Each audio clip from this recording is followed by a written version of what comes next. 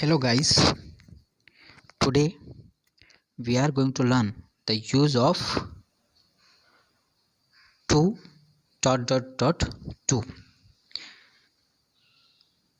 This exercise is based on page number 23 in 12th standard.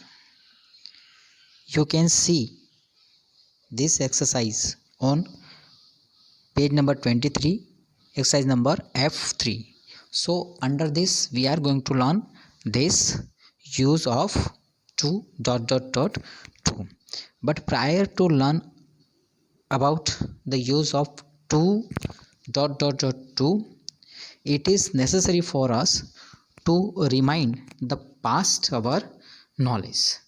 You might have learned in 10th standard the use of too good or good to. See, I have tried here to try to clear your concept with your past knowledge. તમે જોશો કે અહીં આપવામાં આવેલું છે કે Ram is too lazy.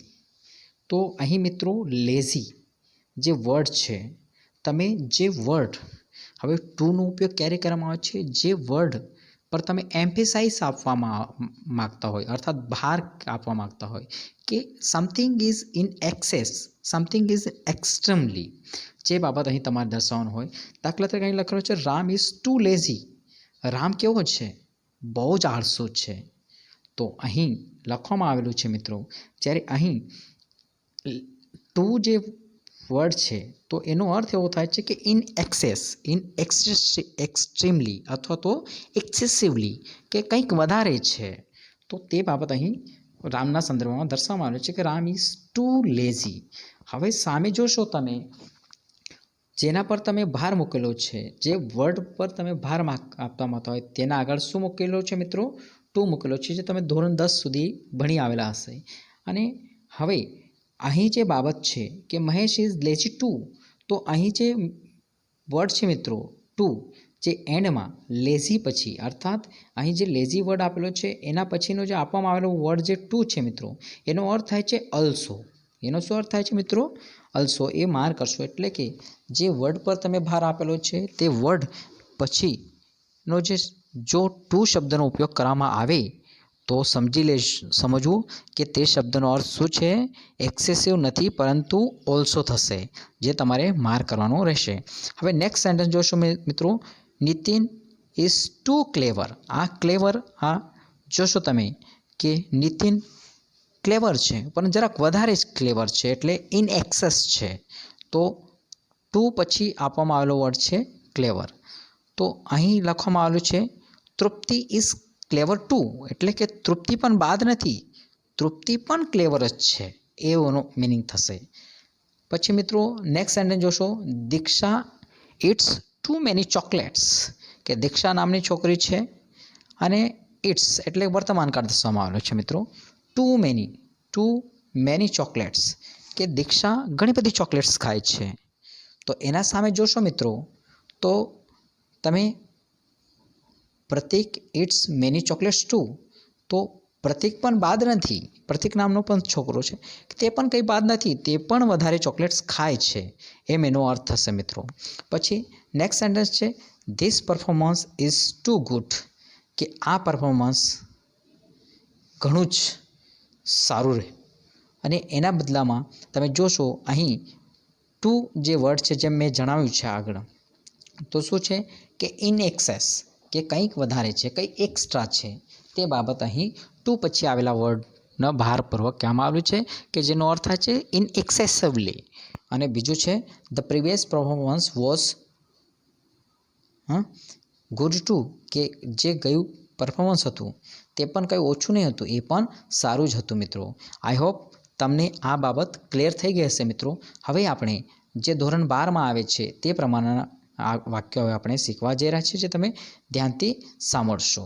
હવે મિત્રો તમે જોશો કે ટુ પછી એડજેક્ટિવ કે વિશેષણ આવે છે તે હંમેશા અર્થની પ્રબળતા કે તીવ્રતા દર્શાવે છે અને નકાર અર્થ આપે છે, જે તમારે નોંધ કરવાની રહેશે મિત્રો. ટુ ટુ વત્તા ઇન્ફિનિટિવ અપૂર્ણ ક્રિયાપદ ફાઇનાઇટ વર્બની ગેરહાજરીમાં સિમ્પલ સેન્ટેન્સ બનાવે છે. આ જે છે એ કેવું વાક્ય બનાવે છે? સિમ્પલ સેન્ટેન્સ બનાવે છે મિત્રો, એ યાદ રાખશો. નકાર વાક્ય ન હોવા છતાં ટુના પ્રયોગથી નકાર અર્થ ઉમેરાય છે મિત્રો. પછી છે પહેલાંના મુખ્ય વાક્યનો કરતાં જ કોણ વાક્યનો કર્તા બને છે. ફમી, હિમ, હર, ધેમ, અસ, યુ નું શું થશે મિત્રો? આ બધા જ્યારે ઉપયોગ થયેલા હશે તેના માટે આઈ બનશે, હી, શી, ધે, વી, યુ વગેરે લખવામાં આવે છે મિત્રો. ફોર વત્તા કર્મ વિભક્તિનું સર્વનામ અથવા નામ ગૌણ વાક્યનો કર્તા બને છે મિત્રો, જે તમે ધ્યાન. પછી સિમ્પલ સેન્ટેન્સમાંથી કોમ્પ્લેક્સ સેન્ટેન્સની રચના બનતી હોય છે મિત્રો. અહીં ટુ વાળી વાક્ય રચના અહીં લખવામાં આવેલી છે, જે તમે માર્ક કરશો. સબ્જેક્ટ વત્તા વર્બ વત્તા ટુ વત્તા એડજેક્ટિવ અથવા તો એડવર્બ અથવા વત્તા ટુ વત્તા ઇન્ફાઇનાઇટ વર્બ વત્તા અન્ય શબ્દ. આ પ્રકારની એની રચના છે મિત્રો. હવે મિત્રો તમે ધોરણ 12માં છે એટલે ધોરણ 12 અનુસાર જ અહીં તમને પ્રશ્નપત્રમાં પૂછાશે મિત્રો, જે તમારે અહીં જોવાનું રહેશે. I am very tired, I can not do anything now. હવે બે વાક્યો છે મિત્રો. I am very tired, I can not do anything now. એનો અર્થ શું થાય છે મિત્રો? કે હું ઘણો થાકી ગયો છું અને હવે મારાથી કામ થઈ શકે એવું નથી. આ બે વાક્યો છે મિત્રો. હવે આ બે વાક્યોને આપણે ટુમાં ફેરવાનું છે. તો કેવી રીતે? તો જોશો મિત્રો, જે વાક્ય આપેલું છે તો કર્તા એના જગ્યા પર કર્તા મૂકેલો છે, પછી એમ છે એના જગ્યા પર એમ મૂકેલું છે, એના પછી શું મૂકેલું છે? ટુ મૂકેલું છે. અહીં વેરી શબ્દ છે મિત્રો, એને શું થશે? ઓમેટ થશે, કારણ કે આપણે ટુ મૂકેલો છે અને ટુ શું દર્શાવે છે? કે અર્થની પ્રબળતા, તીવ્રતા, અને વેરી પણ એ જ કામ કરે છે, એટલે વેરીનું અસ્તિત્વ લોસ થશે મિત્રો અહીં. પછી ટાયર્ડ છે તો ટાયર્ડ આ વિશેષણ છે. ટુ પછી ટુ મૂકવામાં આવેલું છે મિત્રો, તમે જોશો. પછી આ જે છે આઈ કેન નોટ, આ નીકળી જશે મિત્રો, અને પછી ડુ એનીથિંગ નાવ આ રીતે રહેશે, કારણ કે અહીં ઓલરેડી આઈ મૂકી દેલું છે. I am too tired to do anything now. આપણે ટુનો ઉપયોગ કરવા જઈ રહ્યા છે, કારણ કે બે વાક્ય છે અને બે વાક્યમાં કરતાં સમાન છે મિત્રો, એટલે સમાન કરતાં અહીં લોપ કરવામાં આવેલો છે અને વાક્ય સીધું એક સિમ્પલ વાક્ય બનાવવામાં આવેલું છે મિત્રો, જે તમે ધ્યાનથી માર્ક કરશો. હવે નેક્સ્ટ વાક્ય જોઈએ મિત્રો. His lecture was very boring, it couldn't Impress the audience. હવે વાક્ય છે મિત્રો, તેનું જે લેક્ચર હતું એ કેવું હતું? બહુ જ બોરિંગ હતું, કે તે શું ના કરી શક્યું? તો લોકોને ઇમ્પ્રેસ ના કરી શક્યું. તો જોશો મિત્રો, હિઝ લેક્ચર છે તો હિઝ લેક્ચરની જગ્યાએ હિઝ લેક્ચર મૂકવામાં આવેલું છે. પછી વોઝ છે તો વોઝના જગ્યા પર વોઝ મૂકેલો છે. પાછા વેરી જે છે તે વેરીનો અહીં પાછો શું થશે મિત્રો? લોપ થશે મિત્રો, અને પછી ટુ મૂકવામાં આવશે. અને બોરિંગ આ એડજેક્ટિવ છે. પછી it to Impress the lecture, તો ઇટનો પાછો શું થશે મિત્રો? આ ઇટ કુડન્ટ શું થશે? એનો પાછો લોપ થશે, કારણ કે આપણી વાક્ય રચના શું છે? કે એડજેક્ટિવ હશે, કર્તા વત્તા ટુ બીનું રૂપ વત્તા ટુ વત્તા એડજેક્ટિવ ઓબ્લિક એડવર્બ વત્તા ટુ વત્તા ઇન્ફિનિટિવ. તો સ્વાભાવિકપણે ઇટ કુડન્ટ જે છે મિત્રો એનો લોપ થશે, અને સીધે સીધું ટુ મૂકીને શું થશે? આગળનું ટુ ઇમ્પ્રેસ ધ ઓડિયન્સ આ સીધે સીધું ઉચકીને અહીં મૂકવામાં આવેલું છે મિત્રો, જે તમે માર્ક કરશો. હવે નેક્સ્ટ સેન્ટેન્સ જોઈએ મિત્રો.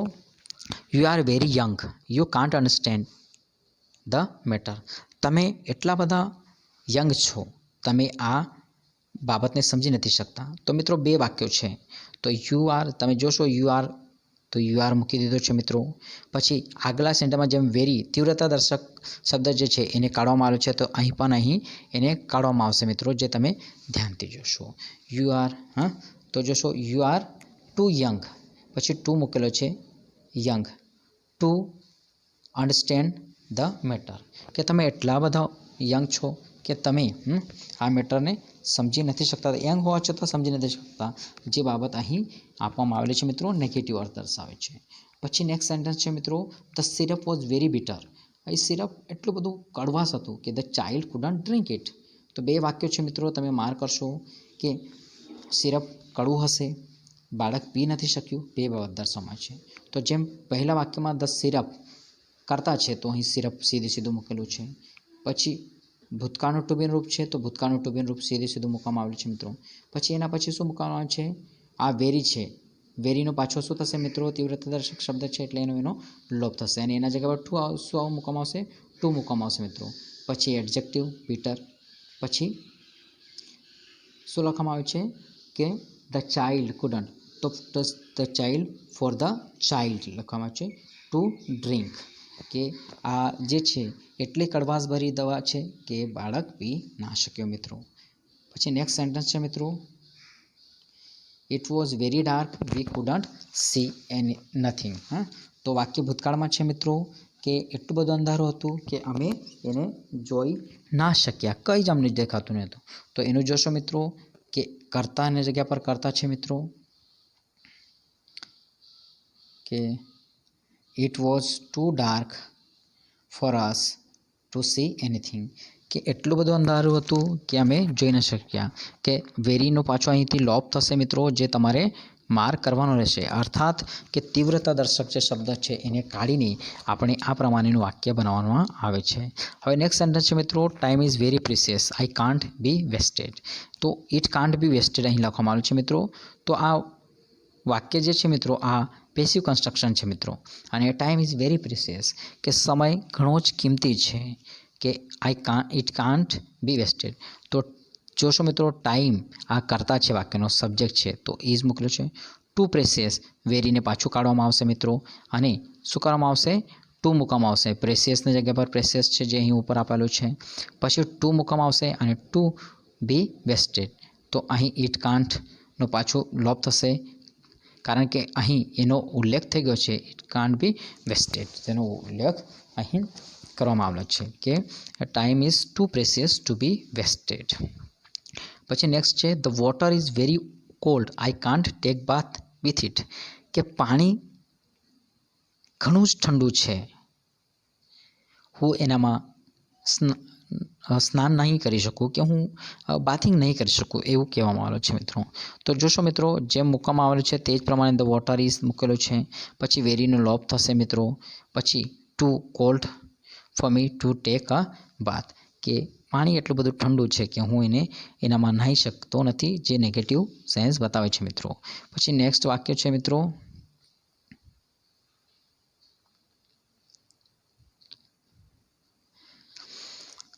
This poem is very long we can't understand it.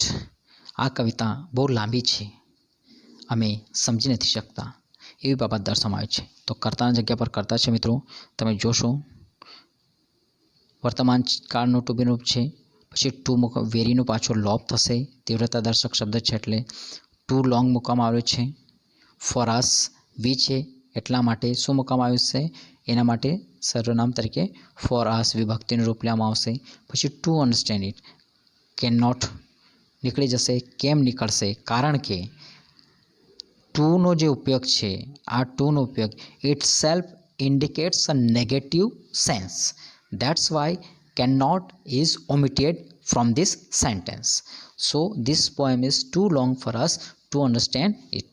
હવે નેક્સ્ટ સેન્ટેન્સ છે, he is very busy he can't talk with you right now, કે તે બહુ જ બિઝી છે, તે હવે તમારા જોડે વાત કરી શકે એમ નથી, એ વાત કીધી છે. બે વાક્યો છે. જોશો મિત્રો કે આપણે સામાન્યપણે ટુનો ઉપયોગ પહેલાં તમારા ધોરણ 10 લેવલ પર જે ભણી આવ્યા છે તે બાબત મેં તમને ક્લિયર કરી છે મિત્રો.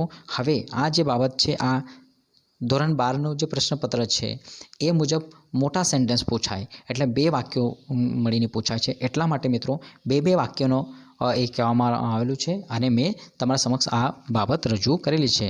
તો જોશો મિત્રો, he is too busy to talk with you right now, તે એટલો બધો બિઝી છે કે તે તમારા જોડે હવે વાત કરી શકે એમ નથી.